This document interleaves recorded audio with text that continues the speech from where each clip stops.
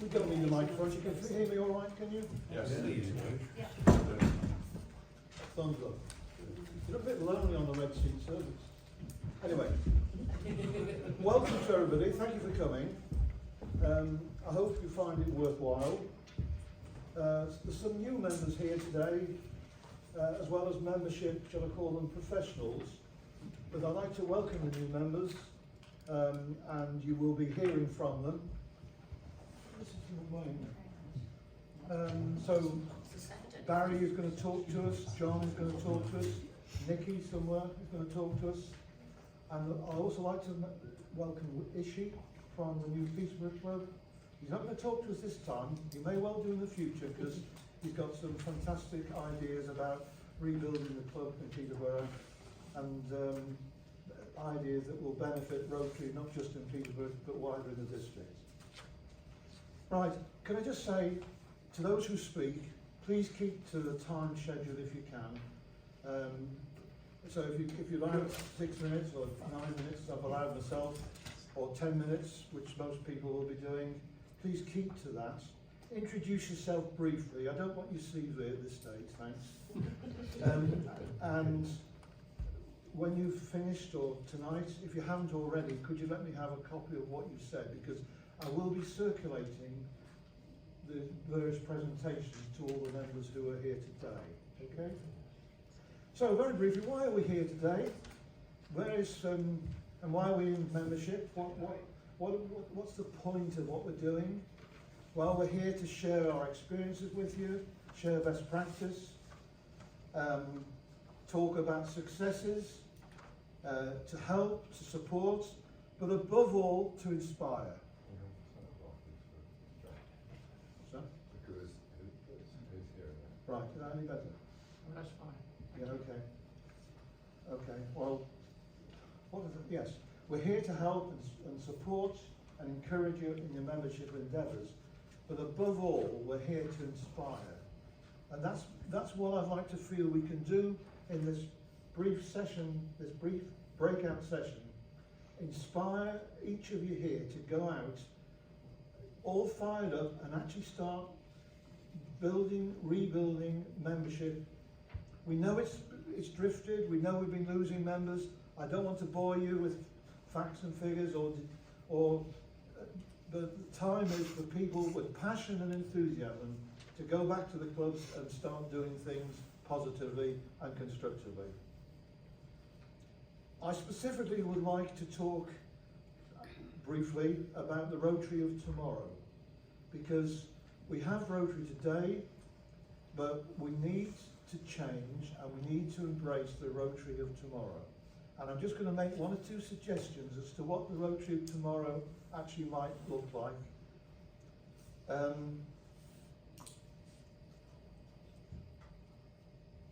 when you get to a certain age, you have to have bullet points to remind you. The Rotary of tomorrow will be project-based.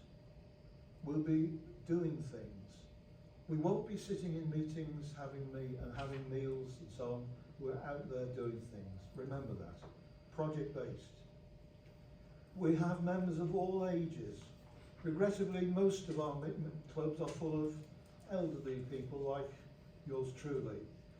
The Rotary of tomorrow will have all ages, 20s, 30s, 40s, 50s, 60s, and so on. And all genders, I'm not going into that, all ethnicities and all faiths. It's an inclusive organisation, and we need more representatives from the various ethnicities and faiths and cultures. That we are a multicultural society. The other thing that the Rotary tomorrow is we will make a greater impact on our communities. We do things in our communities, but actually we're not particularly well known. You go to the man in the street and say, have you heard about Rotary? What's that? So I think we will build up, we'll increase our impact. That's the word I'm trying to get. Increase our impact. So everybody in town knows who Rotary is and what they do and what it's about. That's the Rotary of tomorrow. And there will be, along with that, a significant increase in corporate membership, which has been mentioned this morning. And above all, that's the Rotary tomorrow, but there will be respect for the Rotary of yesterday, not criticising the fact that, you know, we must remember people who've borne the burden, the heat of the day. They've carried Rotary forward to where we are today, so we must respect the older people. We don't write them off. The Rotary of today, well, the Rotary today is that the eradication of polio. That's a wonderful success, but I'm encouraging you all here today to embrace the Rotary of tomorrow.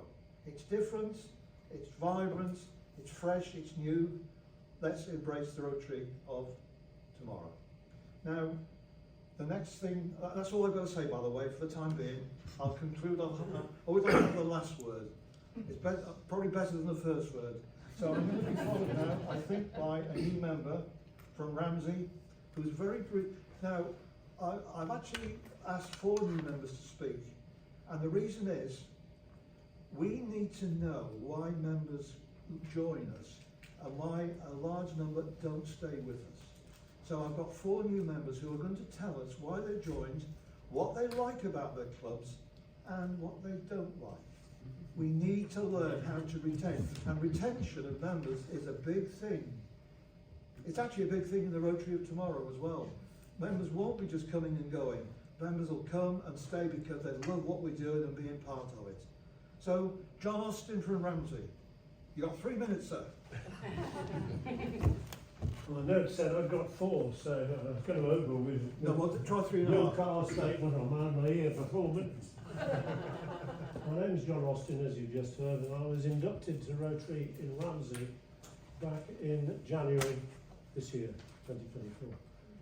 Prior to that, I'd regularly been invited to meetings by my partner, past club president and Paul Harris Award recipient, June Green. A lot of people may know June.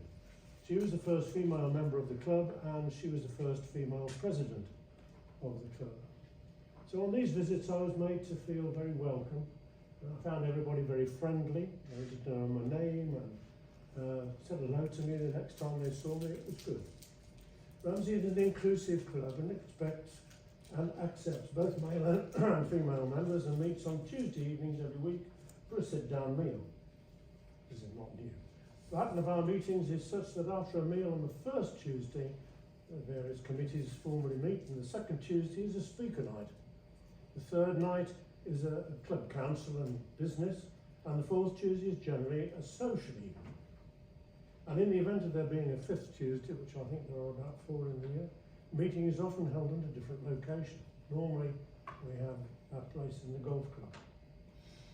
I'm fascinated by the scope and the ambition of the club's activities, both locally and internationally. Recently, we formed an impact group as a project by a small group of members who all live in a neighbouring village, Warboys. The successful incorporation of this new group has highlighted some issues for which solutions are, shall I say, in process. Our community and vocational committee supported many local charitable organisations supporting children and the young people of Ramsey, of which there are a lot of organisations, a lot of children. In Sierra Leone, Africa, we support David, one of our members, who retired in 2002 as a headmaster of our local secondary school. He has devoted the years since his retirement to the building of a school in Sierra Leone, in a rural area that has his name. It's called the David School. And there's more than 100 pupils there now. And the teachers are getting qualified. The whole thing is very encouraging and very interesting, rewarding. He attracts tens of thousands of pounds from Rotary clubs all over the country. And we, of course, do support him from our club. Many of our members are trustees of the school and travel to Sierra Leone to see for themselves on the ground what it is. So those are all good. I'm somewhat disappointed, it says here, by the lack of any projects with which I can become directly involved. Although I have directed cars to the car park and one of our not what exactly I had in mind. I live in hopes. Chris?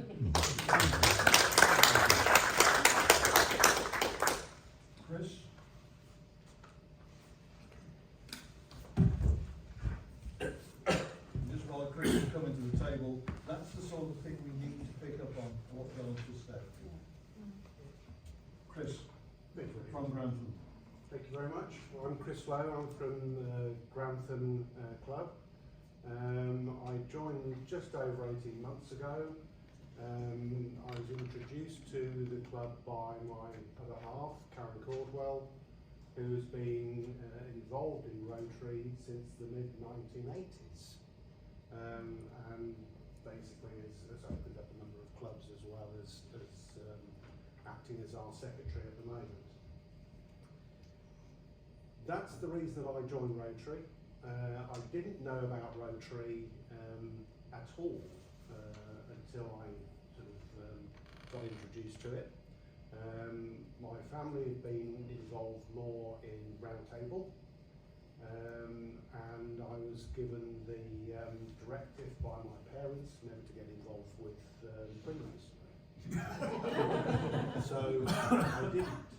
So when during my working years, I was very heavily involved in doing philanthropic and charitable things in certain parts of the world, and wanted to continue doing that. So I saw Rotary as a platform for my involvement with you guys and so many other people around the world doing good, helping people, and that for me was the thing that really got me inspired. When I was asked to take on membership of Grantham, I had been in the club 3 months, and they said it's not onerous. They didn't say that we were losing membership at an alarming rate. So I had a little bit of a think about it. David then asked me to join district membership, and I started thinking a little bit more, and I basically then started hearing about all sorts of initiatives that were being put forward and looked at that, and then started working on a back project to see what would happen if we started thinking outside the box. What sort of membership? What would people like you and me, what would we want from our membership as Rotary? What could we give back? And what people in the community, what they would do. And I started asking a lot of people, just in my local village, have you heard of Rotary? These are quite eminent people, one of them being the Lord Lieutenant of Northamptonshire. I think I've heard of Rotary, I'm not sure. What do they do? Excuse me? I have no idea. We're having a conversation very soon about them joining. But it highlighted to me that Rotary is phenomenal, absolutely phenomenal, but it's invisible. People don't necessarily know unless they've been introduced. You can't introduce everybody. You need to communicate it in a better way, and I think that from things that I'm hearing now, we're actually getting to the cusp of doing the right thing, and we're focused on membership and moving membership forward. How are we going to do it, which is safe to the current membership, who have been the backbone of membership through clubs for 100 years? We get it wrong, we have no hope, and we have no further membership and club. Probably in 10, 20 years, it'll be gone. One mistake, one false move, we could actually find ourselves in big trouble. basically, you know, asked the question, who's going to join me in driving this forward? There is 20 years between my age and some of the guys within the club who have done their, you know, their 40 years, like Bob Brownlow. He's been in the club 40 years. He's still very active. But he's basically saying, I need to take a back step because, you know, I'm not well enough to drive this thing forward. But I'll give you all the help and support that I can. But you guys, the young guys of the club, have got to move this forward. And working with David and everybody else, we're basically restructuring rather the membership club in Cranford. We're doing things differently. We've got a pilot scheme that I'm working on at the moment with a group of 5 people within the membership committee, and we're starting to get out into the community and tell everybody what we're doing and how we're doing it. So that's pretty much where we're at the moment. But that's why I'm a Rotary, and that's what I want to do. I want to see it succeed, and I want to see it being considerably bigger and better than it is today, which is still awesome. Thank you. Thank you very much.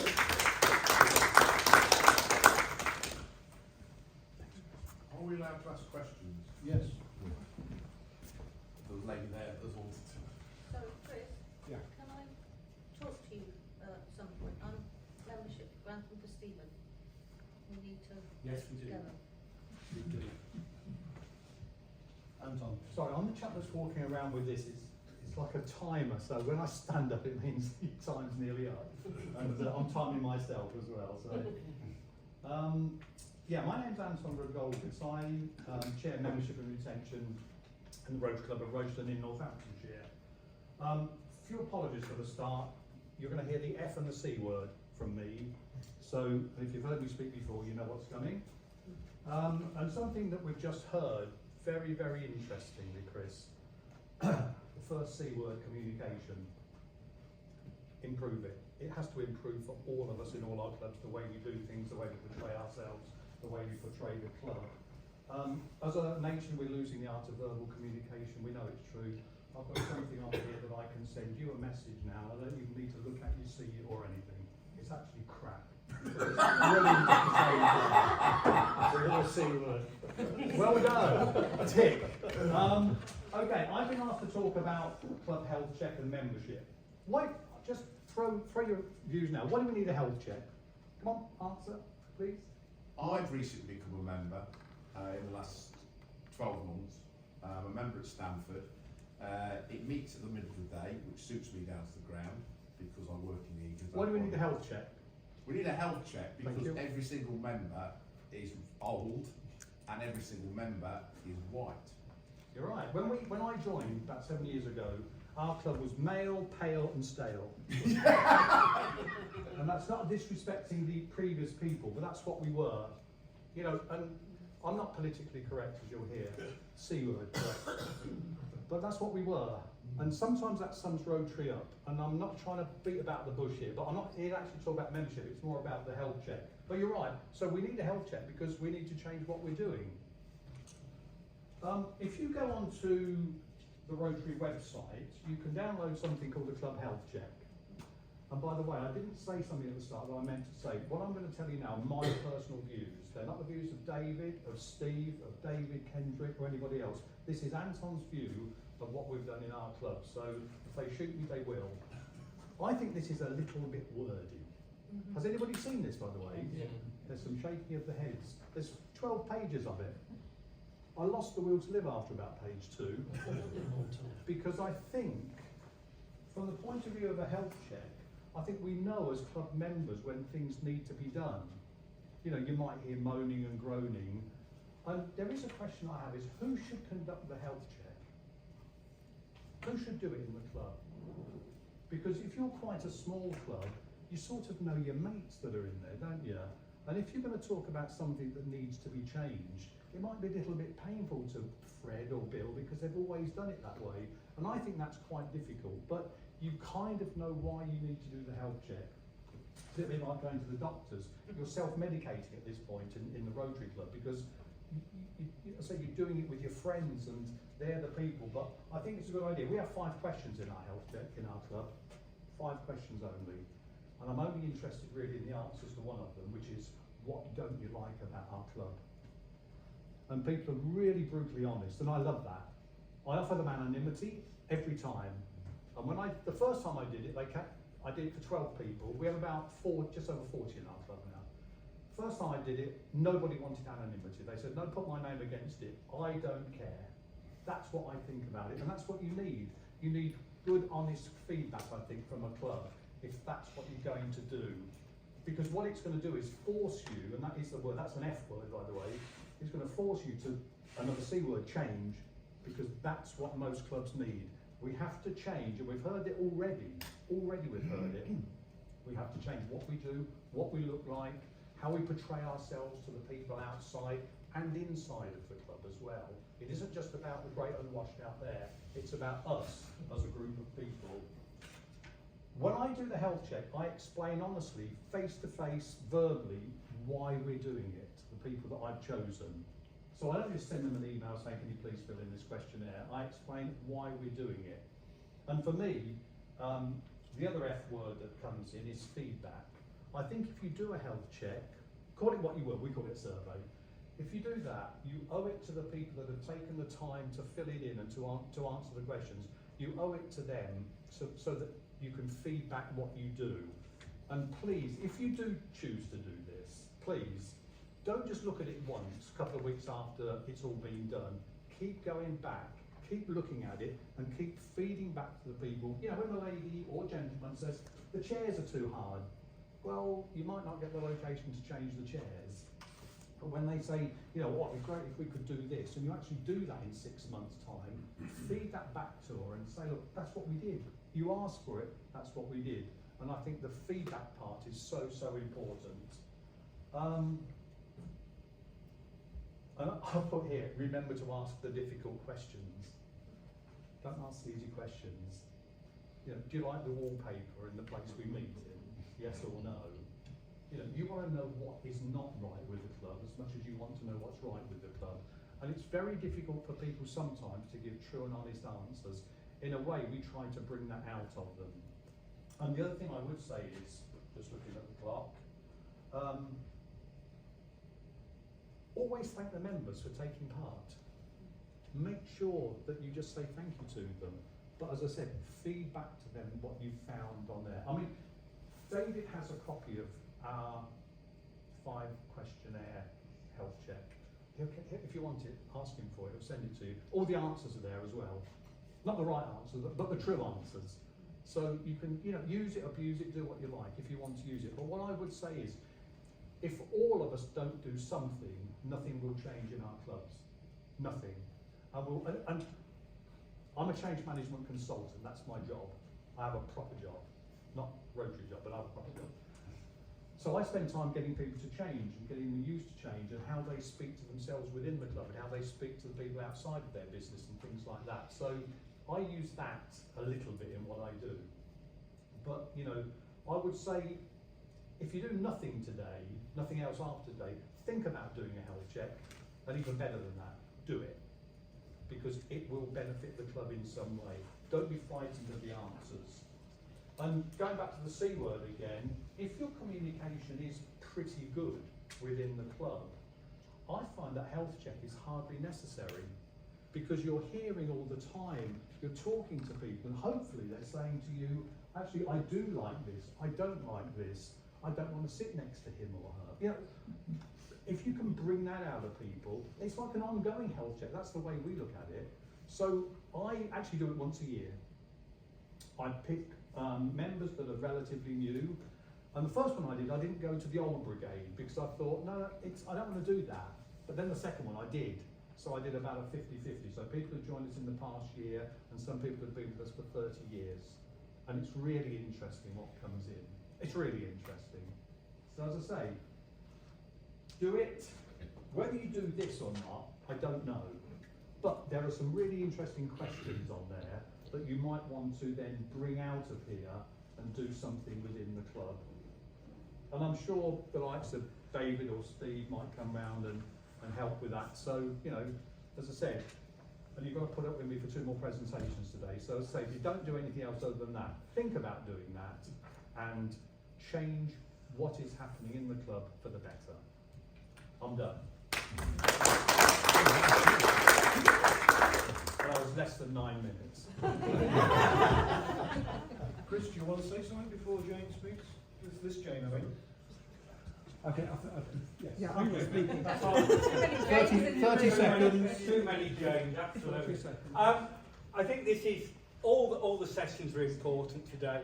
But, you know, you are the people that will help the clubs to get rejuvenated, attract new members, look at the possibilities of setting up a satellite club, an impact club.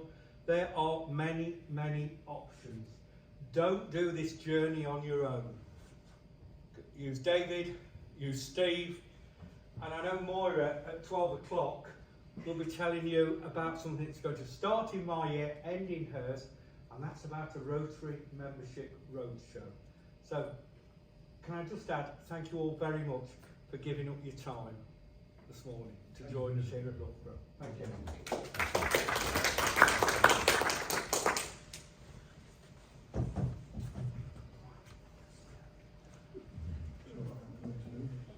This is Jane from Sleaford. Hi everyone, I'm not a speaker so please bear with me. My name's Jane, I've been a member for 6 years now and I never dreamed I'd be stood here today. The Rotary Club of Sleaford was one of the first in the District 1070 to take part in the RIBI pilot scheme to introduce corporate and associate members into Rotary. While there have been mixed successes, particularly with associates, in the past the club has achieved a remarkable double. Having been at one of the club's meetings back in 2018 to talk about my charity, I was very impressed not only with the obvious fellowship amongst the members but their achievements both locally and internationally. I therefore lost no time in applying to be that associate member. During my 1-year trial, my original impressions during that brief visit were confirmed. I was warmly welcomed, quickly developed new friendships and very soon involved in numerous topics locally. I therefore jumped at the chance to upgrade to an active member in 2019 and today I stand here as an honoured voted president of 23-24. Keith Phillips is a long-standing corporate member of his firm who took over managing his business after retirement of his predecessor. He also took the active member in his firm. He was inducted on the 25th of July 2023 and has since been elected as president nominee. He will then be Sleaford's president in 25-26. The club has promoted this unparalleled double achievement throughout its social media platforms and it's certainly a public image and membership recruitment opportunity not to be missed. Now my club now has numbers when we go in, so there's not the clicky part of the club where it's the older members, the newer members. We go in, we pick a number and we sit wherever, so we all get to communicate with different people within our club and I feel that's really important. But what else is good about our club? We have a 2-step process, we all know this. First is to get the new members and secondly to retain the members. We found it's not just keeping the new members but keeping the more experienced members. So what we do well in this, we give the older people that want to do service above self tasks like organising minor sports, check welfare of people that haven't been to the club say for a couple of weeks. Just simple things like that. Also to do the emails, you know, give them a job that makes their experience more worthwhile. They all need to be still representing and want to be part of the club, but if it means they can't go out and pull up slabs or plant trees or whatever, just, you know, their service is so important to still be part of the club. So just give them jobs that are a little bit easier, we found. Communication again, like he said, very important, include all members in emails when they go out, so everybody feels listened to. On my own journey to further my knowledge of Rotary, I attended district conference in Hunstanton, where 3 presidents and a 3-year plan was put into force. We have so many great friendships within our club that have grown massively, because while we do friendship and fun, we also keep the ideals of Rotary whilst we're having fun doing so. Thank you for listening.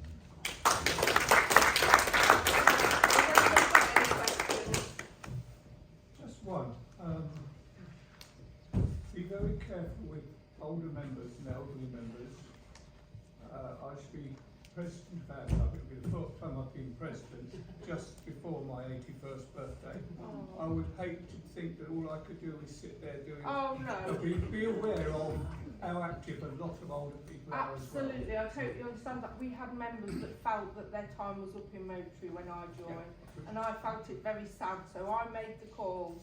You know, I insisted that they became part of our club and asked them, what could I do to help you feel that you can still fit in? And that's the job, just the simple task they didn't feel they wanted to do. So yeah, what I agree with you there, my love. Obviously, I'm very, you know, I wanted to keep them. I just didn't want to lose them, because, you know, their experience is so important to us that are joining as a little bit younger. So yeah, I totally get that, my love. Thank you, Jane, well done. This is Nikki Wallace from Melton Mowbray. Hello everybody.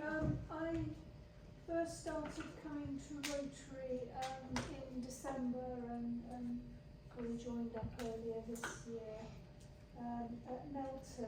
I just want to introduce myself a little bit because it gives some context that might lead into why people find it difficult to join before they get grey hair.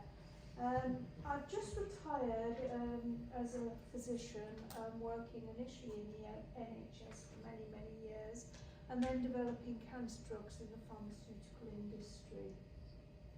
I've got 2 grown children now, but was a single parent throughout their childhood, and I remain as an individual living alone.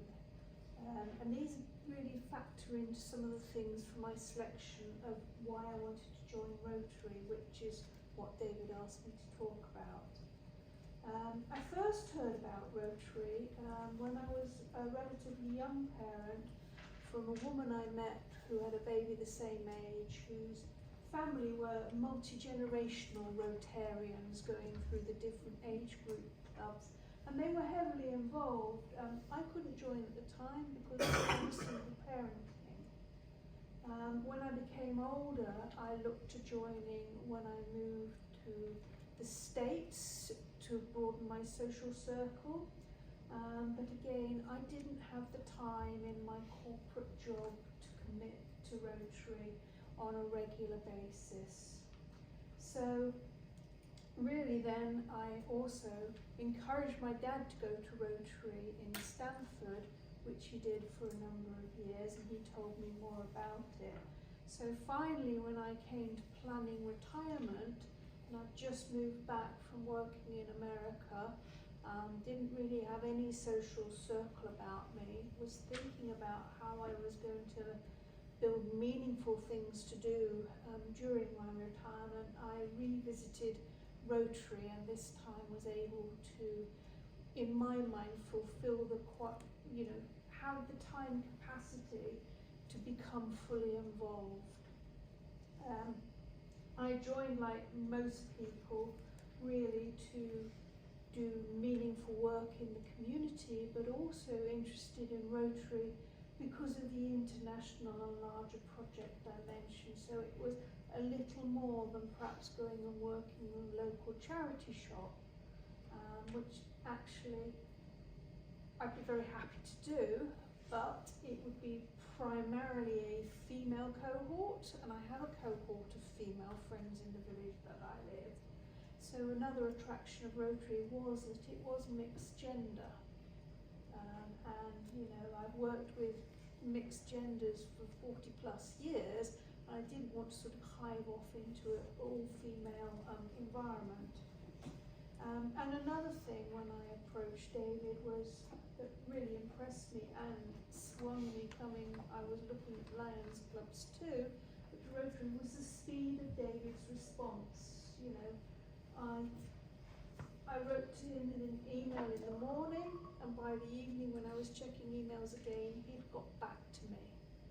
So there wasn't a pregnant pause between that initial contact and somebody going to from Rotary going, oh, you sounds like you might be a good fit, please come along, we'd love to meet you. And that was very encouraging.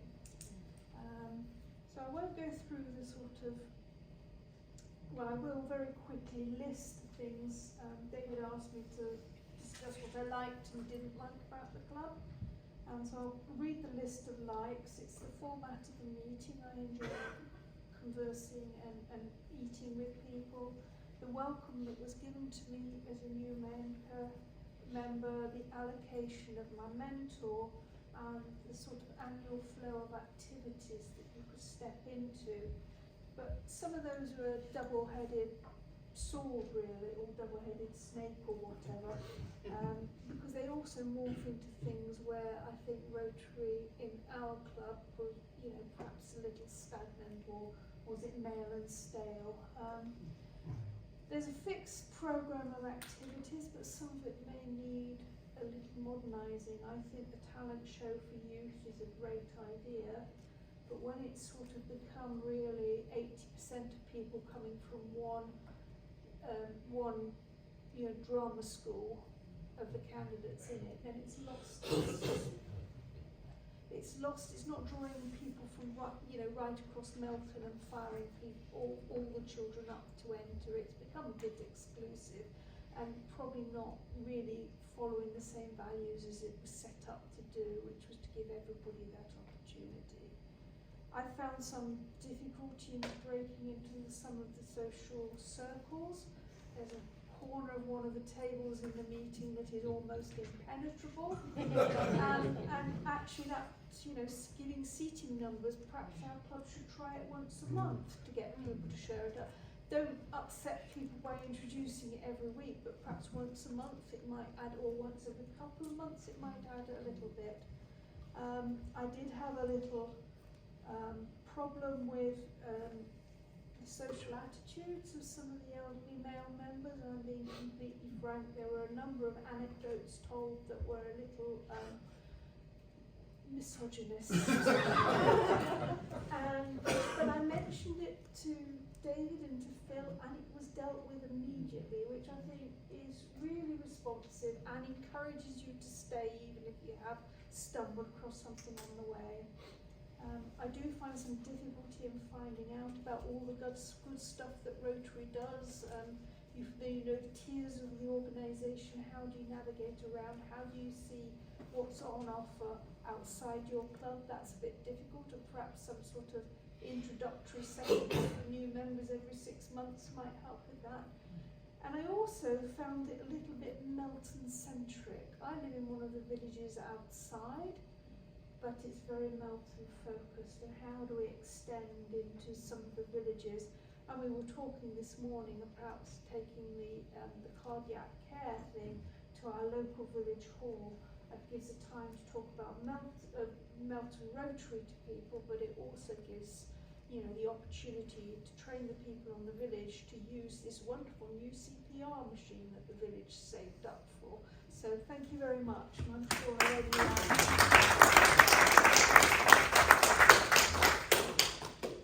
Certainly going to make us think in Melton, isn't she?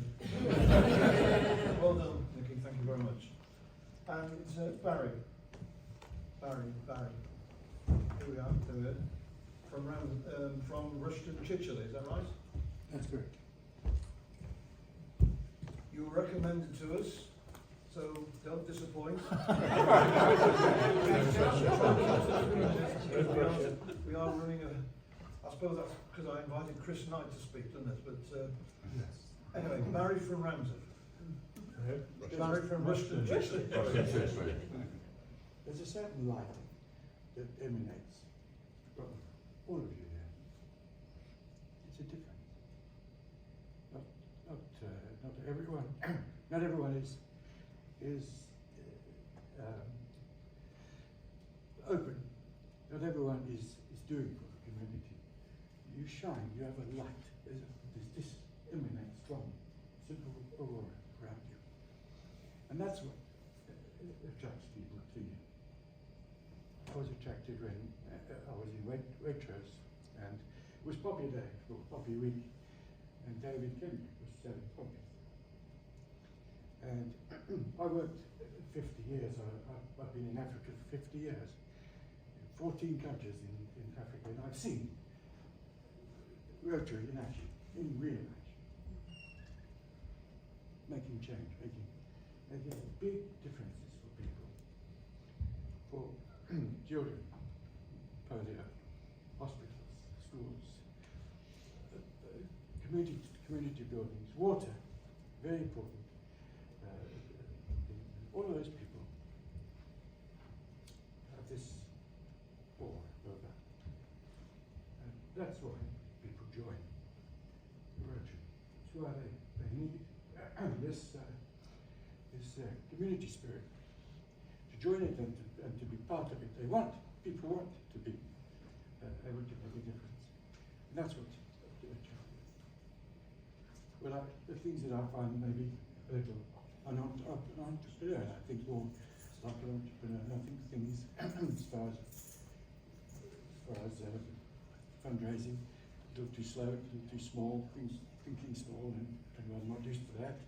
And so I need to engender some more urgency as far as bigger amounts of money to raise for different things. One finds that safety. The safety of things limits lots of ability to raise bigger money.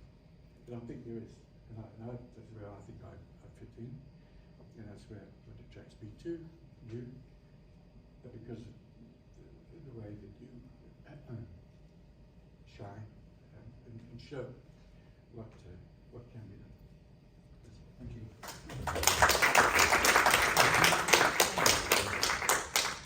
Right, on the schedule, Steve Howe's next, but I'm actually going to ask David Kendrick, who's got other things to fit in. So David is going to go next, Steve. Okay. Thank you. You can shoot me if you want, but I was told I'm in charge. So, District Governor, the floor is yours. Thank you very much indeed. Hi everyone. Sorry Steve, I've got to go in the secretary session at the same time you got me down for, and I've not learnt the art of binary fission yet. So I'm still working on it. Hello everyone, are we having a good time? Yes. The guy that spoke just then is a nuclear physicist. Did he tell you that? No. Well, he is. And if you told any lies about me, disregard them, please. I'm sure you had them spellbound, Barry. I want to talk very briefly about Rotary Club, my Rotary and Rotary Club Central. For the last 2 years, during Steve Howe's year as District Governor and during David Morris's year as District Governor, we became the only district in the whole of RGB&I for the last 20 years to get a district citation. Why? Because over 50% of the clubs in the district got club citations. That is unprecedented. To give you some idea as to how big the scale was of what District 1070 achieved, in David's year, he got 41 out of 80 clubs, so just went over the 50%, got the district citation. But there were 143 club citations handed out in the whole of RGB&I that year, 143, and we got 41 of them. Out of 24 districts, District 1070 got over 30% of all the citations. The next district to get any higher was District 1060, the Birmingham district, who got 16 clubs. So it gives you some idea of the scale. In Steve's year, we got 50 clubs got club citations out of 79, 80, 81, something like that. So well over, and only 123 club citations that year. So we nearly got 50% of all the club citations in the whole of RGB&I. That reflects very well on District 1070. I have to say that I did a lot of the heavy lifting for these two. And it will be a crime in my book if in my year we fail to get a district citation, so I'm pushing this really hard. No, I'm not. There are benefits to it. Okay, We all do one thing in common. We all do projects because that's what Rotary does at the end of the day, whether we're doing it for fundraising, whether we're doing it to help people and to put service into there and do community service, we do projects.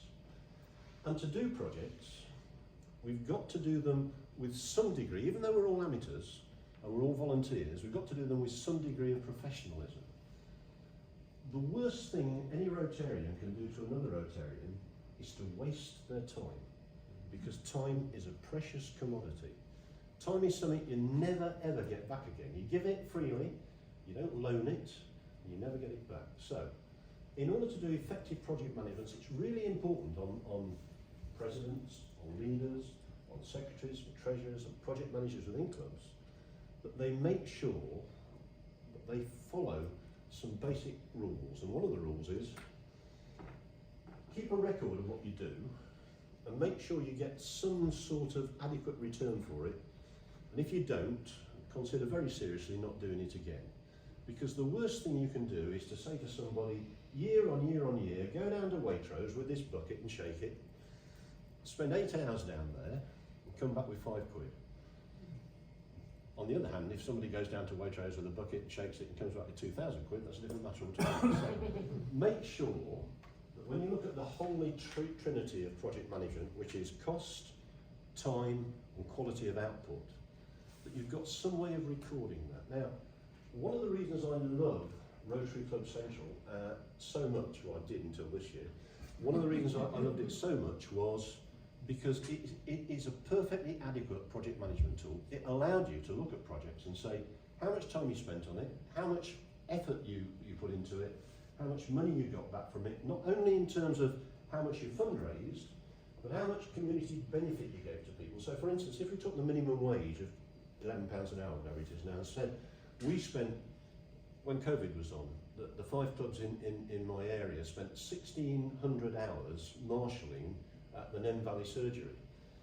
That was somewhere in the region of £18,000 worth of community benefit that we got the bragging rights for. And we could say, via public media, we have helped you, because nobody else could do it, and believe me, that the people, the queues, the half-mile long queues outside Nen Valley Surgery needed looking after, because otherwise, you know, civil war would have broken out on a couple of occasions. So it was very important that we did that sort of thing. So from that point of view, it's important. But even more important is, what RCC does for you every year at the start of your year, it allows you to record your strategic goals and objectives. There are 25 questions in RCC. Questions ranging from how many members have you got now and how many members do you want to have by the end of your year? Questions like how many times do you report on social media and how often do you update it? Questions like how many social occasions do you have? Questions like how many people are you sending to conference? That's a good one. How many people are you not sending to How many people are you going to send for district leadership training? How many people are you going to actually send to you know, Rotary fellowships? Is anybody in a Rotary fellowship, or is anybody doing a Rotary action group thing? Is anybody going to have a Rotaract club? Is anybody going to have an Interact club? These sorts of questions, so you can set out a strategy. And that strategy gets rid of annuality because it allows you as a club to say, what we tried to do last year, these are the things we do well at, these are the things we are. Should these be the things we're continuing through on our strategy for our club over a 3, 4, 5 year period?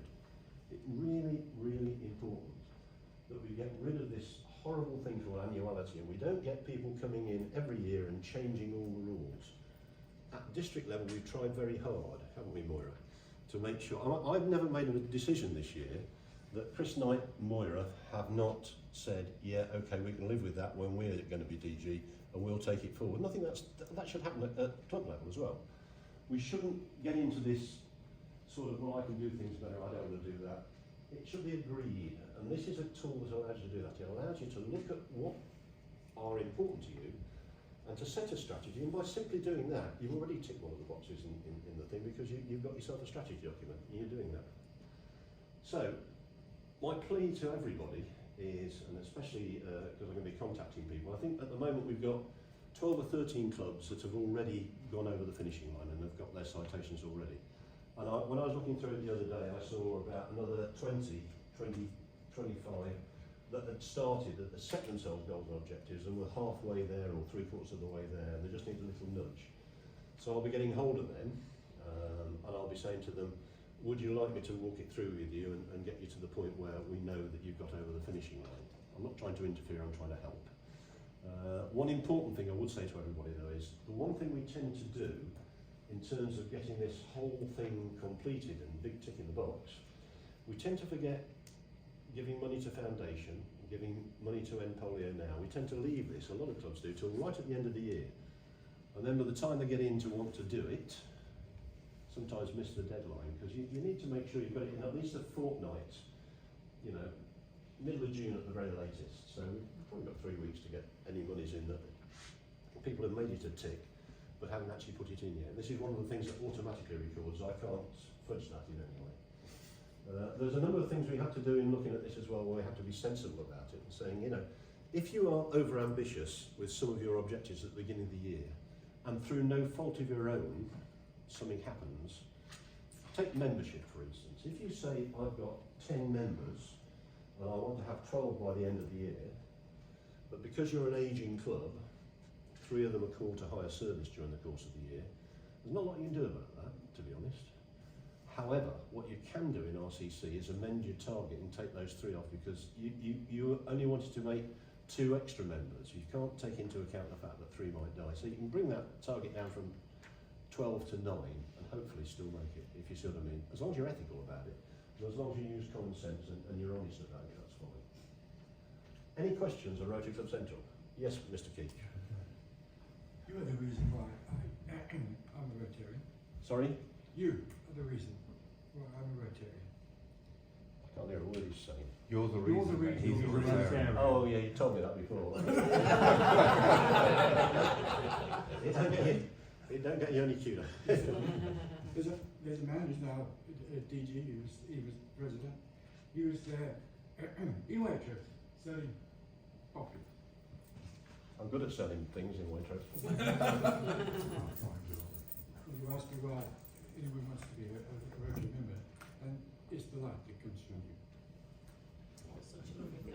Very nice. Thank you, David. Any other questions there? I'll leave you in. Lovely.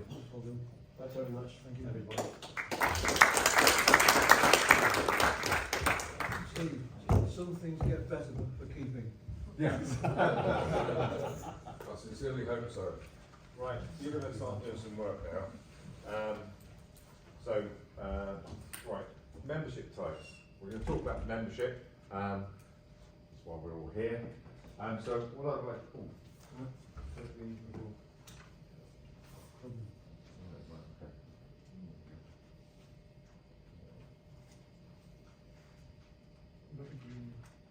The little button on the side.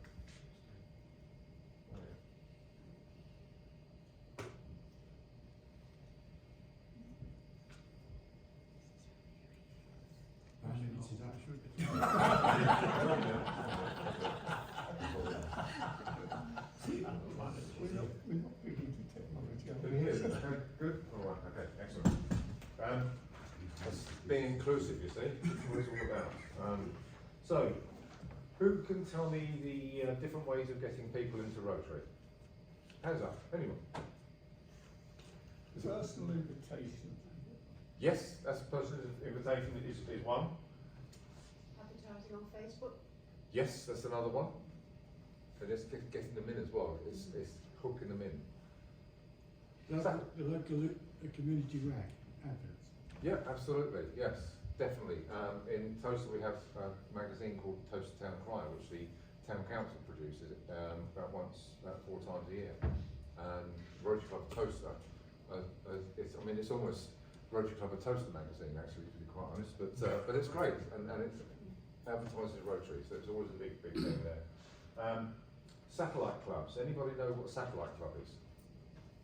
Right, satellite club is a club that is part of your own club, but the way it operates differently. It doesn't really have a president, secretary, or treasurer. It's the host club. It manages all that, and but when it gets to about 20 members, and as I say, it operates in its own way. It meets when it wants, as frequently as it wants, and the location of where it wants. But when it gets to about 20 members, it can then actually leave the host club and become part and be a club in its own right. Which is great, because some clubs actually promote that, which is fantastic. But some clubs, when they get 20 members and they suddenly disappear off and do their own thing, they go, well, what's happened there? We've lost 20 members, or whatever it is. However, there is a version of Satellite Club called an Impact Club, of which Martin, he was the first one in our district. His club, Impact Club, the Rotary Club of St Neots, was the first club in our district to become an Impact Club. And what this club does, it operates in a similar vein to satellite clubs, no secretary, treasurer, or president, although they might have a chair to sort of coordinate things, because the finances are dealt with by the host club, and any monies raised by the Impact Club are sort of ring-fenced, should they want to do that. But they never leave the mother club, even if they end up with 50 members, they never leave the mother club, or the host club, which is fantastic. So the host club is comfortable, they're not going to lose people, they work together. The Impact Club will do their own thing, and the host club will do their own thing, but they will do things together as well. And with the experience of the host club, you will have you'll have that Rotary experience that perhaps the Impact Club doesn't have, and also the Rotary networking that the Impact Club doesn't have. But the Impact Club has muscle, perhaps, that the host club doesn't have, because they're quite often they're an aging club, but they want to keep going. So that's Impact. Direct membership. I think it's a word that's starting to come out about direct membership. We have a direct membership hub in our district, and this is where people who have come in from another district perhaps and want to join a club but actually not quite sure which club to join, and they want to find out about the club, so they become a part of the hub. And still fully paid up Rotarians, they pay 10 quid a month, 120 quid a year, and that's absolutely fine. They can, if they want to, within that hub, come together with other Rotarians in the hub and do projects if they want to, or help out projects in their other clubs in their areas perhaps, so they can pick and choose which projects they want to help out with.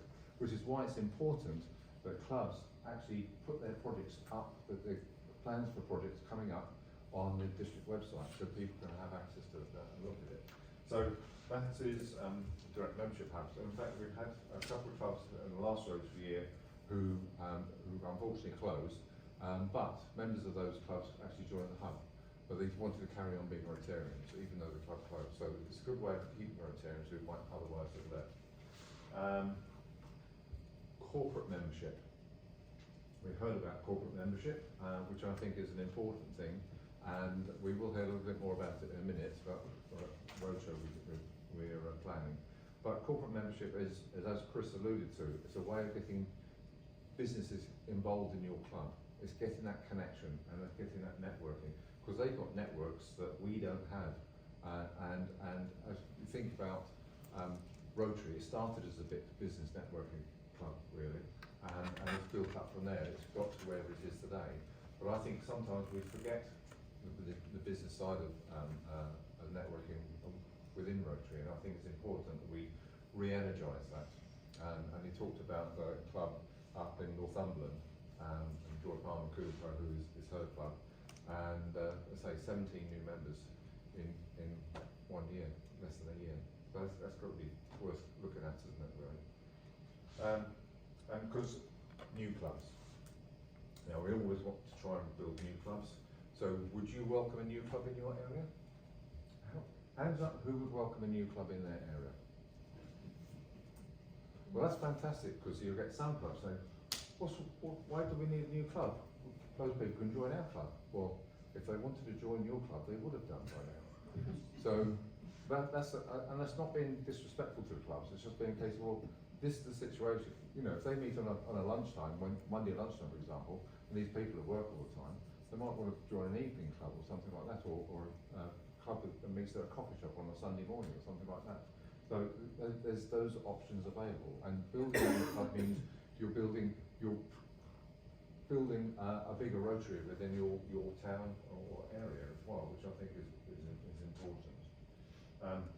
So you can build new clubs, which are traditional clubs, but the new clubs you will find, they will work like an Impact Club. They will have a president, secretary, or treasurer, but They will meet when they want to meet, they'll meet at their convenience, and they could vary the time or place where they meet.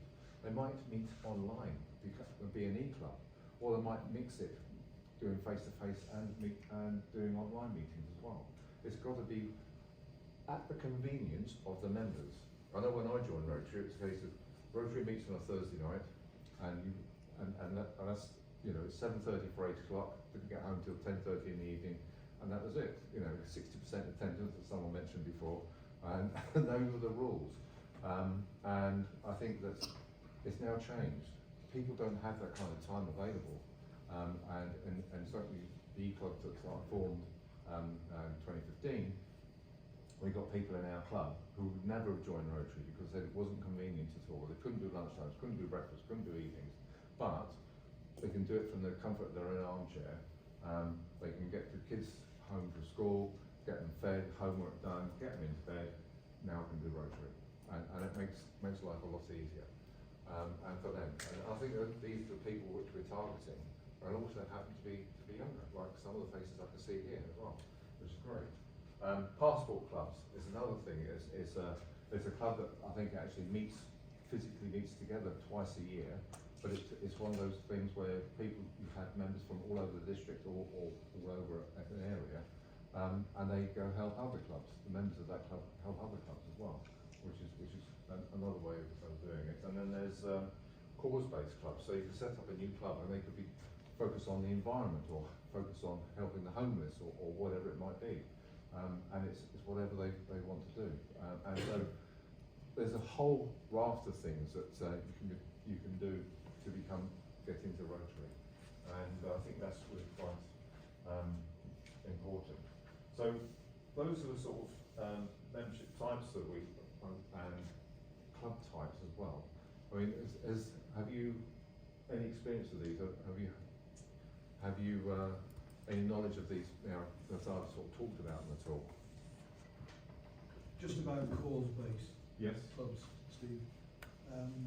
Members be interested, there is a cause-based club in formation in Leicester, which is, the members are all, it's the E-Club of organ donations. So the medics have come together, based in Leicester. They live in, the guy who's running it lives in Leicester and is actually an associate member of the Leicester Club.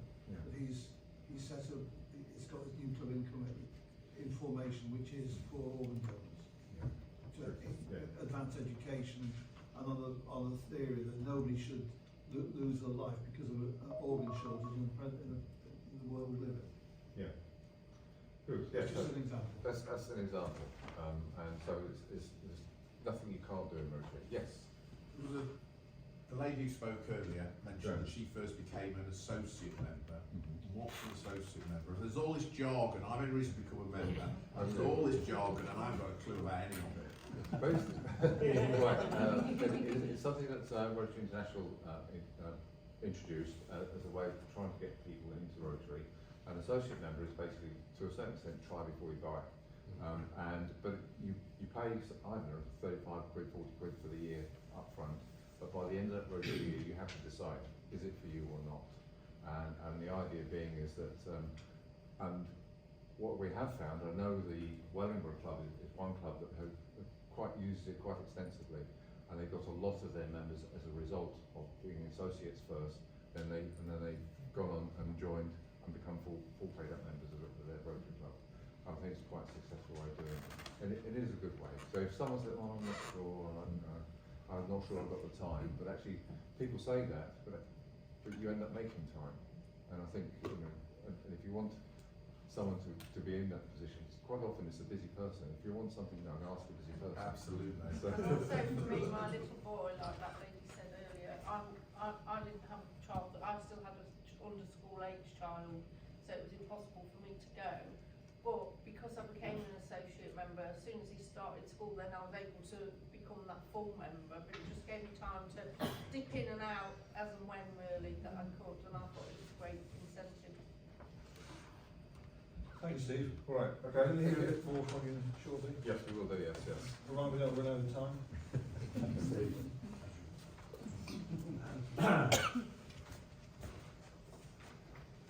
What does does the C word mean?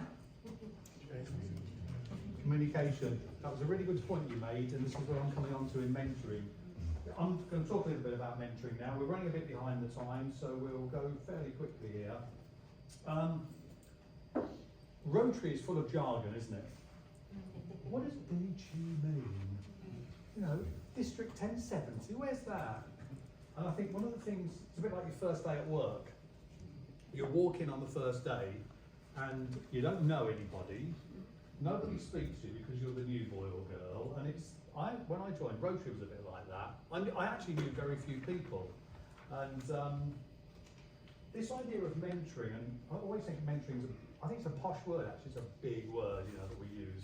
I think it's communication a lot of the time.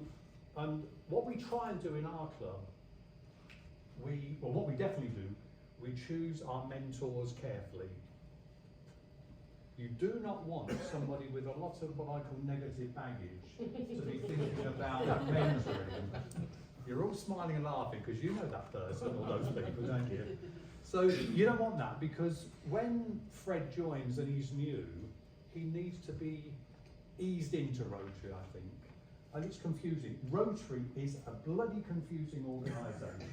It's this big and wide and everything else.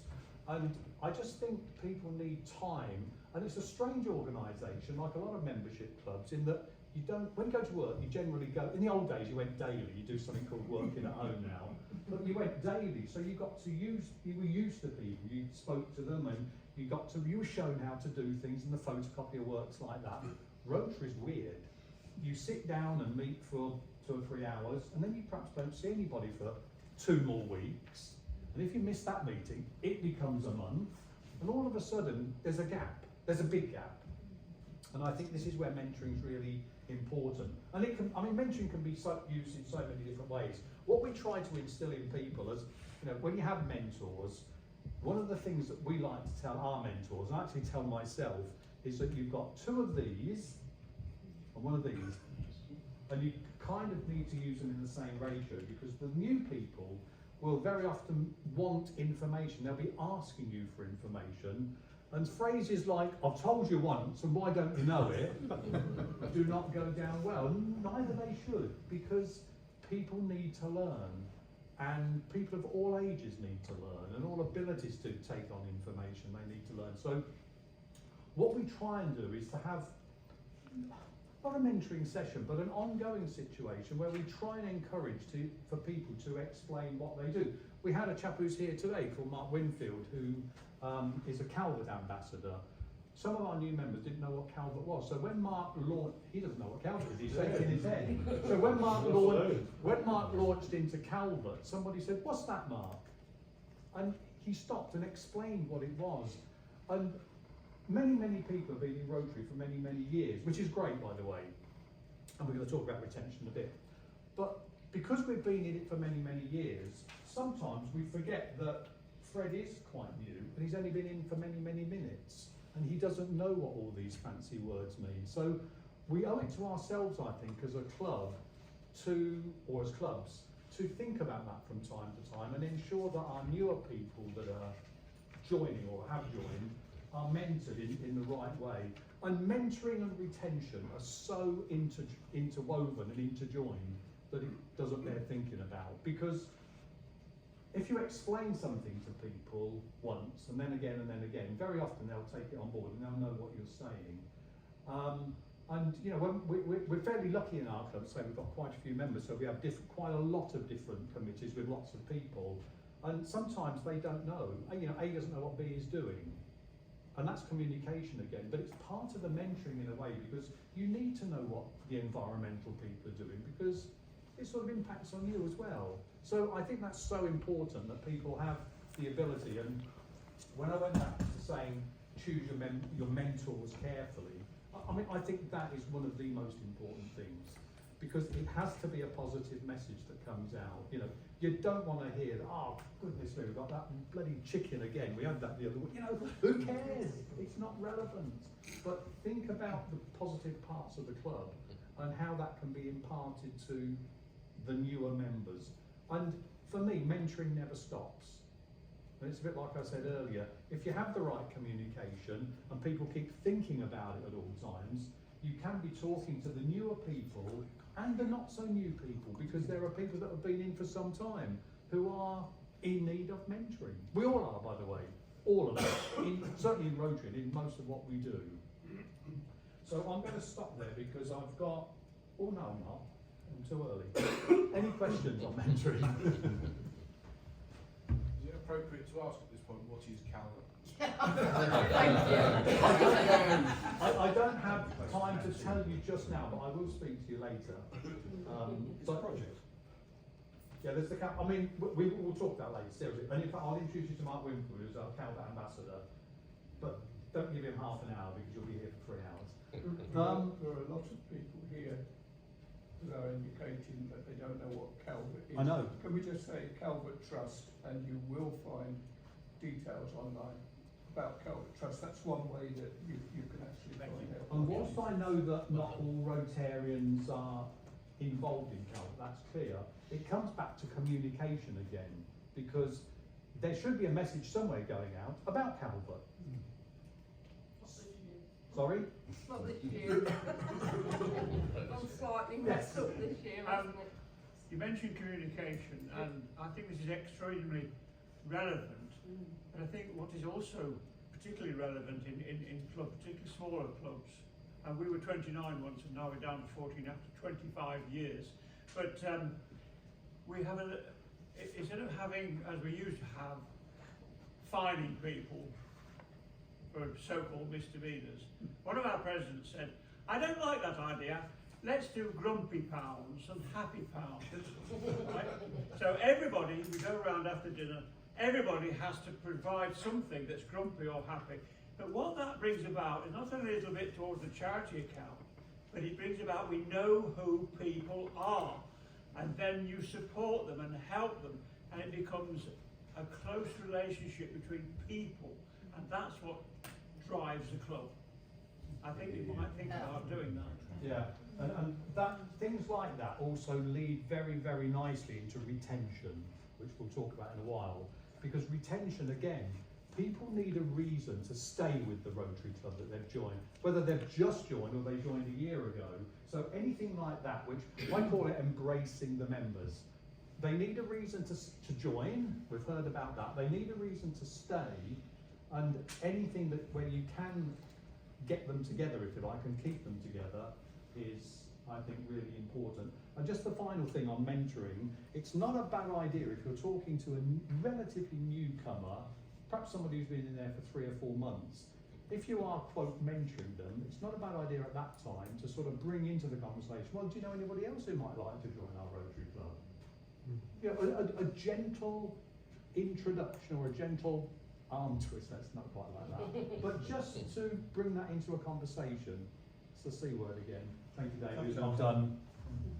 Right, Steve's going to talk to us about direct membership, and then Moira will follow. Is that all right, Moira? Yes, thank you. I did say to be here for 12 noon, but obviously things are creeping on a little bit. Yeah.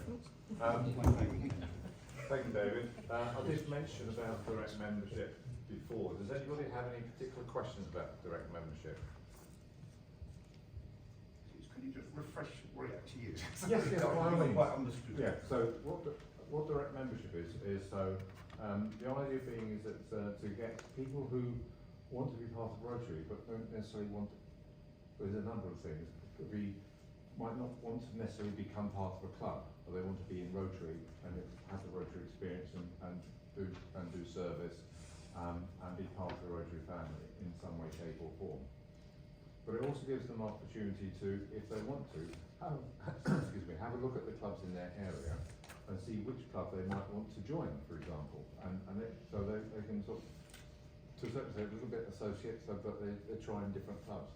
They might want to be freelance Rotarians, in which case they can then help clubs in their area with projects and things like that. So, and one of the things that I presented about impact clubs at District 1090's District Assembly, and they actually had an assistant governor for their district hub. And what that person did was actually connected the members of the hub with clubs in their areas where they live, and also connecting the clubs with the members of the hub as well. So that way there's word communication, and it's a two-way communication stream as well, because it gives people say, oh, we're doing this project, oh, we need an extra pair of hands. Oh, who's in the hub who could give us a hand with this? And it's just a case of just ask, and you're more than likely to get someone to come along and give you help on the day, or for a couple of days, or whatever it might be, even if it's just for a few hours. So you have that opportunity, there's more people there to be able to help. And also if someone becomes disgruntled or decides with the club, or decides actually their job's changed, or they move location and they can no longer make your meetings, for example, then they can join the hub, and therefore you don't lose them as Rotarians. You might have lost them out of your club, but you don't lose them as Rotarians, and that's the key thing with this: retention in that regard. It's just an R word. So where do we find the people that are in the hub? The person to speak to is John Daniel, our district secretary, because he's the person who has that liaison at the moment. I think the idea is that this will change, because he's obviously very busy with Heartwise, district secretary. It should be in the next district directory. It will be included in there. I think. Yes. Yeah. The members and the contact details. Yeah. So there is that opportunity. So and it's just a simple transfer. They pay 120 quid a year, and they pay monthly. And in fact, I would say that every club should give their members the opportunity to pay monthly, should they wish to. Because I think some people might say, I can't give that 120 quid. That's a big lump of money out of this month's budget. But 10 quid a month, or £2.31 a week, which is what it works out at, it's less than a cup of Costa coffee. It's much easier from a cash flow perspective. So there's definite opportunities and ways of doing it. And it's just making it more practical, yes. Steve Peterson, a relatively new member of Kettering Huxley. If I go along to Amazon, yes, I will very quickly be asked, do I want to pay X pounds a month to be a member of Prime? Yeah. I don't want to commit to that. And in relation to what somebody earlier said, what you know about Rotary, and the Lord Lieutenant was shaky on it. I mean, that's the very demographic that you would have thought would be completely au fait. What about the people who, obviously a conference like this, we're all talking about Rotary. We're looking from the inside at something that we're members of. Lots of people don't want to be a member of Rotary because they've never heard of it, but they do want to help local causes, especially young people.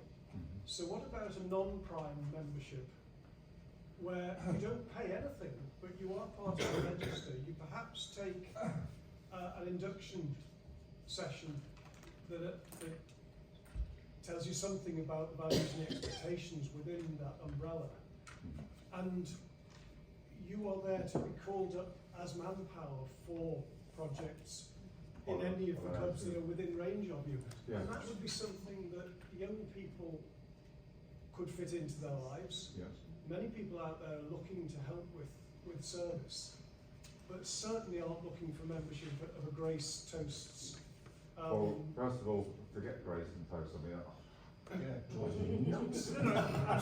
absolutely appreciate that, and I also appreciate the positives about those.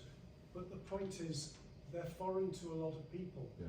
If somebody is working alongside Rotarians, they might start to make friends with them. They might start to be curious, and ultimately, and particularly later in age, when they've got more disposable income, they may be keen to join.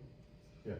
And one of the things, and social media, love it or hate it, is a great way of finding these people. So if you're doing a project, you know when it's going to happen. So a few weeks beforehand, so Rotary Club of X, Y, Z are going to be doing this activity on whatever date it may be, and we need some help, we need some extra pairs of hands, are you available, can you spare a couple of hours? And then you do that every few days leading up to the event, and even on the day of the event, so this is what we're doing, can you come down and help us for a couple of hours? And then you tell people what you've done afterwards. If you get people to come down, you'll probably find there will be, you might get 2, 3 or 4 people come down. You can start talking about Rotary and say, would you be interested in being a friend of Rotary? Can I have your contact details. So when we've got another event, which we've got in 2 months' time, we've got another event doing such and such, can I give you a ring to see if you might be available for a couple of hours? And do it that way. Sorry, is a friend of Rotary a thing? Yeah. Yes. Yeah. So you can be a friend of Rotary, Right. but they've got to say yes, and I'm happy for you to have my contact details. Yeah. A lot But of Rotarians, their sons and so on, or daughters are unable to commit to it because they're raising a family and they've got jobs and so on. They're ideal friends of Rotary. A lot of clubs actually do that. And to be a friend of Rotary, it costs you absolutely nothing except time. yeah. I don't think there is. I don't think there's anything per se on any of the GB&I or online websites. Graham? That would be hugely useful. Yes, Steve, just really to add to your colleagues' comments over there. Last week, we ran a plant sales project at which we did exactly as you said. We contacted a couple of firms beforehand to see if they were interested in helping through their CSR arrangements and whatever. And we had 12 volunteers, plus the DGE as it turned out, but 12 volunteers came from the company and provided excellent support. Now we're talking to them, and we're going to keep on talking to them. And you mentioned Amazon. We actually had last year at our golf day, a dozen people from a local Amazon warehouse came again as part of the CSR. And you can use it as a membership initiative, but I think it's slowly. But once they work with you and enjoy the Rotary in action type activities, and we actually put out I think a podcast, if I think that's the right technical phrase, immediately after the event, and that got some great hits as well afterwards. So I think it can work quite effectively. Yes, and also if you're having social events, invite them to social events as well, and that gets a bit more closer to the club and actually finds, okay, do you know what? These are great people. You know, we are great people, aren't we? I think we are. Can I add? We actually do that. We keep a long list of friends, and we notify them of every event that we have. They're invited to every meeting that we have. They're also invited to any projects that we might run. Right. So you can do that. It's not through RI per se, but a friends list for your club is a really useful asset. And they may become members in the future. You never know. On that subject, do all groups have Facebook pages? They should do, really. In this day and age, and if we're talking about You should have a generation that are capable of using it. If you want some help with setting up a club Facebook page or getting it stylised right so that it works for you, speak to Bob Penny, who's on the publicity team, or Chris Lambert, who's the lead public image lead, and they can certainly help you with that. And I know that you've also got X, or formerly known as Twitter account as well, and Instagram accounts and that sort of thing as well. Were you going to say? I was just going to add that is actually how I became a Rotary member. I was a friend of the Rotary at Christmas. I volunteered at an event, loved them, went to a meeting, that dragged on a bit, by the way. Just been made a member 2 weeks ago. It did tack on. I do want a lot. Yeah, so it certainly does work. Thank you, Steve. John, yes. Just another thought I have. We've been talking about recruitment in our club, and several people said, but how do we put across to people that it does incur a cost to you personally? And when you work it out, a weekly dinner and drinks, and the amount that you pay for yourself, it comes to somewhere around about £900 a year. Now that doesn't bother me because I've been a Rotarian for too long, but it does perhaps bother people who are wanting to recruit people when they say, well, does it cost something? Well, there is a sum, and then think, well, I come every day, every week for dinner, and then they think, about £900 a year. I don't think I can manage that. What are people's thoughts on that? Well, why? Because Rotary itself is not expensive. I've said it's £2.31 a week. It's the add-ons which are expensive. It's the meals that are expensive. It's the, dare I say, the fining. You know, I used to do club bulletin, if you remember, Mike Potter used to fine me £5 every time because there's spelling mistakes in it. Oh no. Yeah, so that gets expensive. It's fine for people who can afford it, which is okay. But if people should be given the option, I love coming to the club, but I don't want a meal, and that sort of thing. And some clubs are starting to do that. If you do, I'm sorry, if you do that, our club runs the meal followed by the business, and they're amazingly succinct in the way they run the business. Yeah. And then the talk. But if you skip the meal, then courtesy means you don't talk during the business meeting and you don't talk during the presentation. So you've lost that social element. Well, the thing is, why should they be excluded from being there when the meal's served? Yeah. They can still talk and have a chat and get that banter and that sort of thing. One of our members do that. Yeah. Okay, So, you stand out a bit. but it doesn't matter. When you come into the system. Stick a banana in their We have hand, a they're lady eating that it. fasts. She has to fast because of religion, and she still obviously comes to the meeting. She just doesn't eat. Ashley does it, I don't know, because but you know that's her religion. So it's optional. We do it. Yeah. Sorry. Sorry, we are tight for time, but you know, it's because we're having the interaction. Do the last one, then we'll move on. So as a roll on from COVID, there are people we have people that are still ill and that have you. So we have alternate meetings on Zoom and we meet up. So we've got. So you're included. We're inclusive, Yeah. and also it cuts down the amount that we have to pay out. Yeah. Because we're not always meeting every Yeah. week. I know the club's got some members in a similar position to that, and they have hybrid meetings. So we have the technology. We can just have some shares in Zoom, that's all. Moira. Now, Moira Penny will be district governor after Chris Knight. So, from the 1st of July next year, this young lady will be taking over. But she's got... Maybe. No, it's the contract's signed. Moira, you're welcome. Please, the floor is yours. Don't judge people by their grey hair. I started to go grey at 21. I had it very well disguised, and now I'm just me. COVID. It was a great opportunity to grow it all through and find out actually what's that underneath all these years. So don't forget. So I'm going to read a lot of this off script because I haven't had a lot of notice about this, have I, David? So anyway, I'm going to talk about corporate membership. It's about corporate membership. This doesn't mean to say we aren't interested in individual Rotarians. Of course we are. And maybe it's a way to gain those individual members anyway. So, first of all, what is corporate membership? Well, it's really making Rotary relevant to our local communities, to make a Rotary Club attractive to your local small businesses, and it's a great opportunity for all our clubs. We've all got businesses in our local communities and local chambers of commerce, and it's where Rotary started. It was born from business relationships, and it's where all our roots are. We still have those connections, but sometimes they need the dust blowing off them because perhaps we've forgotten a bit about where our origins came from.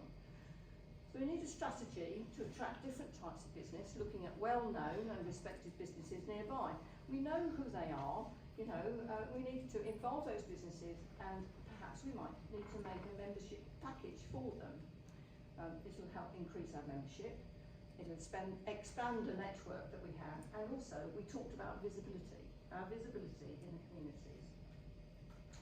So what are we going to tell them about the membership that benefits from the fellowship within Rotary, becoming involved in projects that we're involved in, or actually projects that they might want to do, that they want to be involved in. So it will be a two-way partnership. If you're going to involve corporate membership, you will probably need small changes in the bylaws to your clubs. But there are sample bylaws available for everybody, and we just need to be asked for people if they want the help to do that. You have to remember that only people can be Rotarians, not companies or businesses. So you would have one principal member of the business, and up to 3 or 4 associate members. One membership fee would be paid by the business, and that one principal member can vote and stand for office. The alternate members can't do that, but all of them would receive information about activities from the club. So we all know what examples there are: restaurants, hairdressers, schools, garden centres, shops, hotels, the local tourist attractions, quite a good one, and so much more, and we can also. So if you're going to approach corporate businesses, let's just call them businesses, it's important that you've got a plan, a strategy to approach those business people. If you've got 2 Rotary clubs in the town, you really don't want both to be approaching the same company, or for that matter, 2 very well-meaning Rotarians. You need to come together and collaborate, perhaps form a very small group within your clubs, or better still, form a small cross-clubs committee to plan what you might all do. And it's all about, you know, improving our failing membership, because that's what's going on at the moment. We're losing members and we're losing clubs very quickly at the moment. As we develop our plans for our Rotary District Roadshow, which we've now started, we'll be asking all clubs, in any case, to come together to decide what they want on the roadshow. This is really important. What help do they want? What help do you want from the Rotary Roadshow team? And who would they like to invite to their area event? Because that's what we're planning. We'll come on to that in a minute. We can help you think about what you might like to say, remind you of the Rotary stories that you could tell from home and abroad about the staggering achievements of Rotary. For example, End Polio Now, which is really under-promoted. We are all annoyed, aren't we, when we find out that Bill and Melinda Gates, she's not going to say that, promoting and talking about the wonderful things they do. But Rotary was involved, so heavily involved, and still is in that, all of that. So we're asking you to get collaborating together with your clubs, and we are going to help you promote yourselves and all the wonderful things that you do for your communities and beyond. She turns over. So what's the plan? The fiendish plot. Okay. The first thing we're going to do is we're going to get a roadshow team together, and we are doing that now. And we'll be making our first meeting at the beginning of June. The second things we're going to be doing is we're going to be talking to the AGs and our membership leagues and ask them to help facilitate and encourage their area clubs to come together to decide how they might approach this opportunity to promote their clubs. And we want us all to let the roadshow team know what they actually want to see in a roadshow. And that roadshow will come to your area. You can do this through area forums, but as I suggested previously, I suggest that you would achieve much more by forming a small group, call it a committee if you like, with one enthusiastic representative from each club. Note the word enthusiastic representative for each club, and we plan to bring the AGs together by mid-July. Okay? We expect clubs to come on board and ask us for practical help and advice to invite corporate guests and other prospective new members to a roadshow at a venue central to your area, and we'll take advice from clubs regarding that. We also need to devise a sound budget, which will need to be approved by District Council, and we will need to measure the successes and failures as we go along, and hopefully improve and tweak as we get good. We plan to build a roadshow framework of information about what an amazing organisation Rotary is, which we then want to personalise for clubs, and have them promote the projects and events that you organise. And we can't do this without everybody coming on board with this. And also, I have to say, nor are we going to waste our time if members aren't interested. We'll go somewhere else and do it in another area. It's going to be a huge amount of work, and everybody, I mean every single member of our district, is going to have to help and contribute. Everybody can put some input in somehow, so with a lot of input, a lot of hard work, and a good fair wind behind us, I think, We're hopeful of putting out a pilot early autumn, this autumn, and it depends on everybody. It depends on every single one of our members. We've asked the top brass in Rotary GB&I if they'll come along and join us at our road shows, and so far we've had a resounding yes. So it's down to us to get beavering away and make it happen. So as from now, as from today, hard work begins. And that's last two words, game on. All right, any questions? Any questions? Well, on your roadshow team, how many new members have you got on there? Recent recruits have you got on that team? We don't have a team at the moment.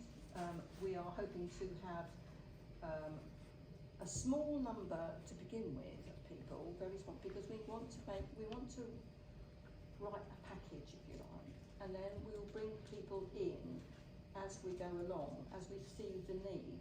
It really is early days, but you're quite right. We do need to be speaking to new people and asking them about how they see Rotary, their clubs.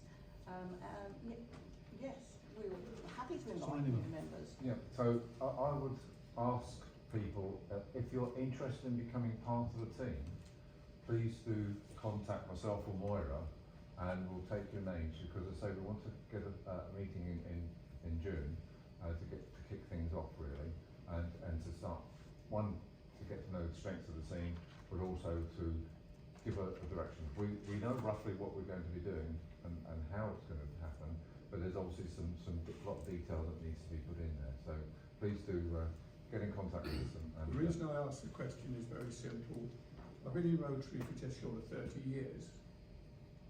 The leadership of all of those groups and your roadshow committee and so on are long-term Rotarians, and I think we are making a rod for our own backs if we just keep the ex-district governors or the ex doing, all the top jobs. And actually, what I've got in the membership extension team, we've got the lovely Jane, who's part of the club extension team, Martin, who's from Impact Club, we've got Anne Waldeck, and Dinah Esho as well. So they form the club extension team, which is new clubs and Impact Satellite, all the rest of it. So we've got quite a good team of relatively new Rotarians, and I think which is what I wanted, is important, and we need to do the same again. Experience as well. Talking about corporate membership, let's take restaurants for instance in one's town. One could approach one restaurant and persuade them to sign up and say that we're Rotary members, and then you go to the next restaurant. It's a competition now. Who's that? Is that Well, something that's that what we happened in Northampton, because they've got one. Sorry, Moira. They've got one corporate member, and then the other businesses in the town got to hear about it and said, well, why can't we be corporate members? And that's how it happened. It sort of snowballed from there. How much is the corporate membership? Just It's same as a standard membership. Yeah. Standard there? And Northampton Beckett, I mean, £2,000 Toast has been very successful recently getting corporate members in, but Northampton Beckett have now started converting their additional 3 or 4 members to actually become fully paid up members of their clubs. So it's turning around. They're actually building the membership of their clubs as a result of it. Start off with one, and the others are joining. Not an issue really in small businesses, but particularly the very large businesses or chains. There are some companies whose behaviour is less than community minded, thinking in terms of some of the issues of whether fair levels of tax are paid. Well, it is. What about the company that is ethically perhaps an issue, taking Rotary's symbol and implying that they are endorsed by Rotary, etc.? Well, we have the ESG, don't we? Sort of. So ESG, CSR things, but also with the roadshows, we're going to be asking clubs to invite businesses from their local area. If you have a concern about that business, you don't invite them. Simple. clubs should do their own due diligence. Absolutely, yeah. Absolutely. I mean, it is, the clubs still have a handle on this. Yeah. Oh, You're just absolutely. giving them the instruments to promote themselves. But for things like And recruitment, and you're no longer able to, you need to demonstrate fairness, you need to demonstrate yeah. criteria. Rotary presumably has criteria on which a business could be judged. Well, there's the objectives of Rotary. The four-way test. And the four-way test as well. If you don't feel that company, or any potential return fulfills those standards which Rotary adhere to, then why are you inviting them to become part of the club anyway? Right, just, Okay, we're going to. just one last thing. Moira, can you send out information about the roadshows out to clubs, please? Yes, I think, as far as this is concerned, I think we've got a meeting in June, and we will, I think, we'll be sending some sort of news out, I think, following that. We've got a bit of work to do. Just so we've got some information. We've got some faster work to do. Thank you, Moira. Thank you, that was very quick, rattled off. Right, this is our last presentation, I'm sure you'll be pleased to hear. Forward now, please. We've had the Q&As as we've progressed, so that all we'll leave then is the conclusion by myself, which I'm going to give you now, and just thank you all for coming. You've been inspired, and we'll go back with firing your bellies to actually help recharge, re-energise your clubs. So we have to be back in the main hall for the final plenary at 1:45. Is that right? Yes? So as soon as Anton is going to impress you with how to retain your members, because actually that is the keynote. How are we going to keep our members? So once Anton has told us how to do it and how he does it, I'll say goodbye now and enjoy the rest of the session. I've got a great idea. Why don't we just cancel lunch, because there's so much good stuff being talked about, isn't there? Loads of questions coming up. We should just do this some of the time and just not have all this lunch stuff. What do you think? Yeah, I agree. Okay. Membership and retention are joined, as I said. And membership and retention isn't everybody else's responsibility. Membership and retention is our responsibility. That's what we need to think about. It's all our responsibility, or else it's nobody's responsibility. And it can't be allowed to be like that. So all clubs, all members in all clubs are in some way, shape or form able to help and assist with retention.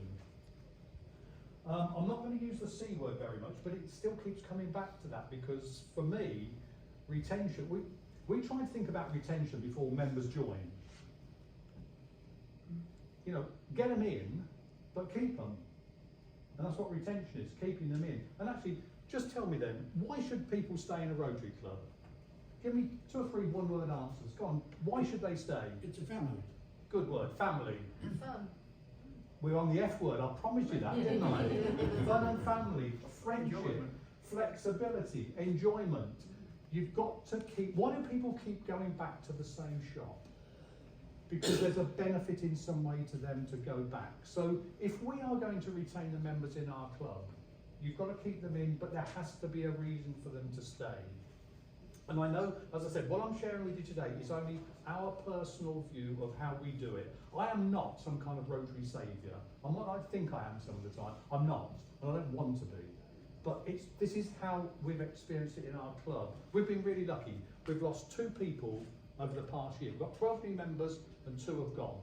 And for me, when people leave, other than if they sadly die, I want to know really why they leave. And people will talk to you about, it'll be on the Rotary Central site, they'll talk about exit interviews. I'm laughing because it begins with B and ends in something else. They ain't going to tell you why they left, because it's too late. Once they've decided to go, they're going, unless there's a really good reason. So don't let them think about going. Don't have to have that exit interview. You will not get the truth from them, whatever they say. So for me, if people choose to leave, I want to know they've left for very, very good personal reasons. There may be illness, there may be personal reasons, whatever it is. If they leave because they don't like me, or you, then you have a problem. And I don't like the way Bill talks to me. Well, Bill shouldn't talk to them like that. But it's no good them saying that to you when they're walking through that door, because Bill perhaps needs to be spoken to. Sorry, there's not a Bill in the room, is there? You know, you've got to, if you like, nip it in the bud some of the time. So for us, retention, as I say, is all about, it's about bringing people on side as well. You know, and that's, we're back to talking with them. So one of the things I like to do, if people have been in, and we've heard it today from newer members, and it's great that newer people are here, that's brilliant, because some of the more senior people, that means older than me, are hearing what isn't going on in their clubs. You know, you didn't know about certain membership, you didn't know, you know, it's that kind of thing. So this is where clubs need to think about that, because if suddenly, hopefully not, you sit through 10 or 12 months of not being told stuff, or not knowing stuff, or not being incorporated in the club, there's a pretty good chance you might decide that it's not for you. And so clubs, I think, need to make sure that people are, in some way, shape or form, brought into the fold. Could I ask a question before you go any further? You may. Because what is the percentage loss in the first 2 years after someone joins? Okay, I'm not, Steve will know the figures, I'm going to tell you the figures. Why not? Because it's irrelevant to me. I don't know about Rotary, it's irrelevant to me. I don't want to sit here talking about data. I don't want to know that 10 years ago we had 42 members, now we've got 11. Attrition is normal in a membership organisation. Get over it, live with it, get on with your life. Sorry, that's a bit harsh, I know, but that's what we need to do. It's no good talking about 5 years ago, 10 years ago, 15 years ago. There will be some data. Steve will perhaps know the numbers.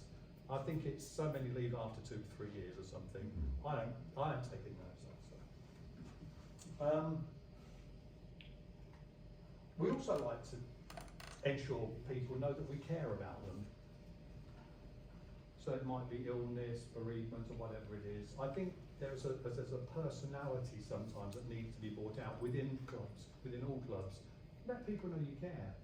And typically you only know that by talking to them. You know, somebody may come in tears because of something that's happened that's not very nice, but in some way sort of bring them in and make, because you've got to keep them. And when I mentioned earlier about people, they're here for they go to a meeting 2 weeks later, they might miss that meeting, then it's a month. All of a sudden, that bit of elastic can become quite stretchy. And they may feel outside of the group. Get them involved in committees or groups, as we like to call them. In some way, let them know what you're doing to see if they can be part of that. Ask them to stand up some of the time and give a little 2 or 3 minute précis of, we're going to start, we haven't done this yet. I want 2 minutes from you. Actually, stand up and tell me in 2 minutes 2 or 3 things that all these people don't know about you. That might be, and that's good fun. It's not all look at me, I've met the Queen and all this business, because I haven't. It's not all of that. No, you don't have to stand up. Don't put your hand up. You don't put your hand up here. What's all this? I've nothing to say.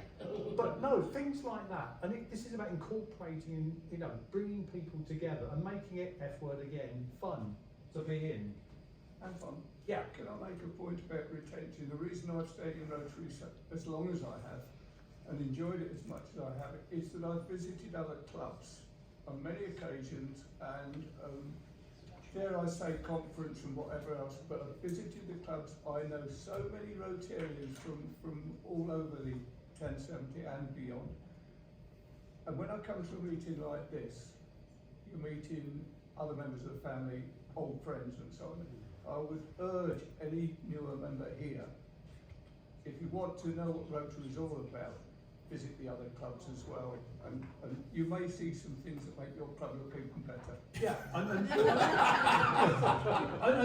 that's a really good point, because basically today, with me spouting like I'm doing now, is a bit like that.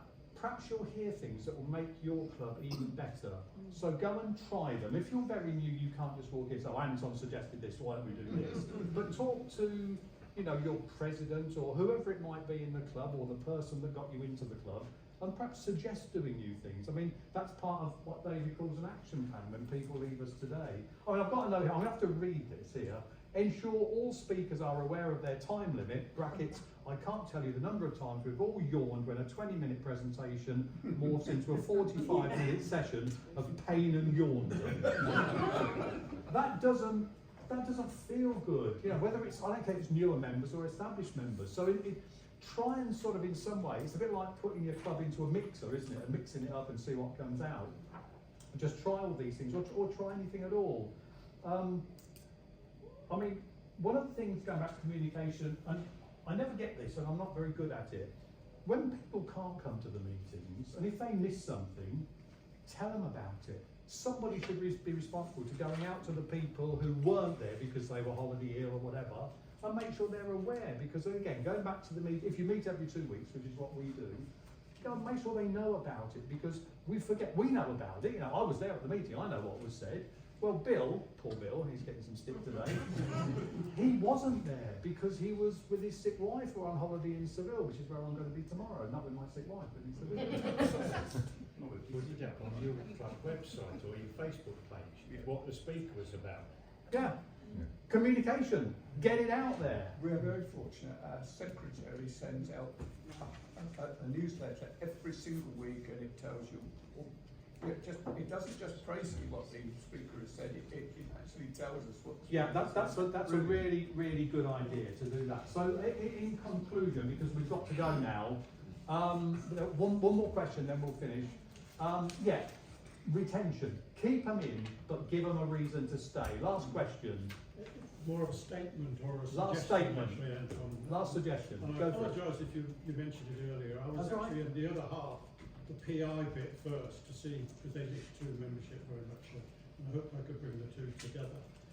The suggestion I would make is, you haven't used, certainly since I've been here, the phrase engagement.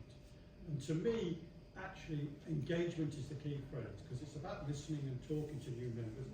It's actually getting new members involved, actually involved in the projects you're doing, involved in discussions around the places.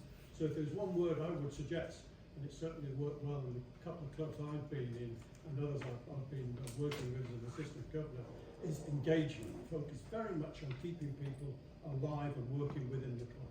Yeah. So that's it. Take that one away with you. Engagement. Thank you, everybody. Sorry. This young lady was trying to get in, and I shouted up over. Well, she had her hand up. Go for it. This is it. Your last chance. So there's a couple of things you've mentioned, and communication is one. Yeah. So talking specifically from my generation, we don't really use computers that much. We use our phones. I know, yeah. And I've looked for Rotary app, and when I was keen to join Rotary, I've only been a member for 2 months. I'm 29 years old, and I can say that it was hard to find out about Rotary.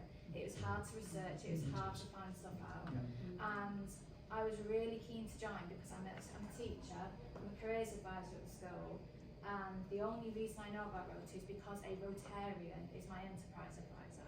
He's not with the club that I'm currently with, but he introduced me as a speaker. Which club are you in? I'm in St Mary's. So I'm the target audience that you're looking for. You are? Yeah. And I can tell you that by just even doing an app, which I found online, but it's in Croatian.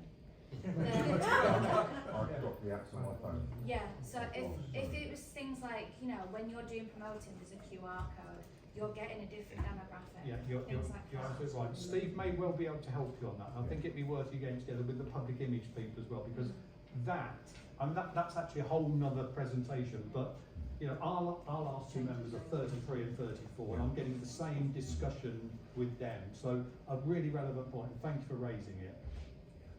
Right. Sorry, David. No, that's it. Thank you. Thank you.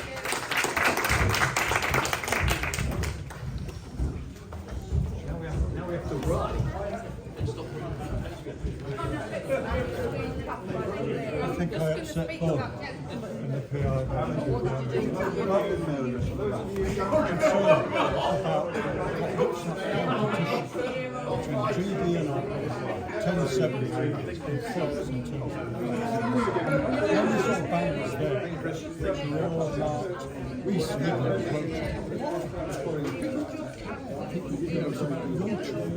It's about maybe districts or whatever are very much our internal organising principle. Yeah. Well, what I would say is that actually Bob is a lot Yes. Yes. Oh, I did say that. Hello, you're right. So,